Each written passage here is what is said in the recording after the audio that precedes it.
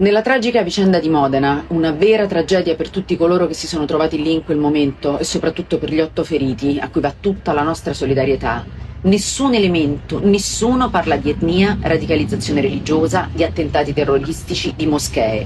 L'hanno affermato anche alcuni esponenti del governo.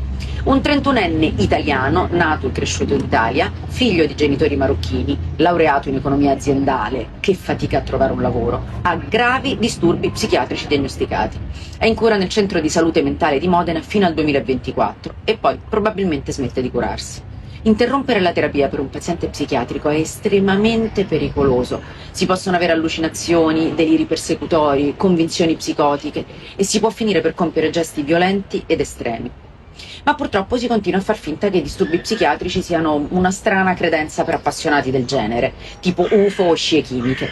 Si continua ad ignorare una delle piaghe della nostra contemporaneità, come se fosse una supercazzola per quelli che la vogliono fare un po' complicata, o peggio, un alibi per giustificare i violenti o gli assassini, come magari in questo caso. La realtà è che la malattia mentale, con la remigrazione che è stata impropriamente chiamata in causa, non c'entra nulla, a meno che non esista un paese dei matti in cui remigrare con un volo di sola andata tutti i malati psichiatrici. Ecco, affrontare il problema non significa affatto giustificare o sminuire la violenza, anzi, piuttosto significa cercare le cause reali dell'accaduto per evitare che si ripeta e per portare davvero rispetto a chi questa tragedia l'ha vissuta, cercando di evitare che se ne ripetano di simili.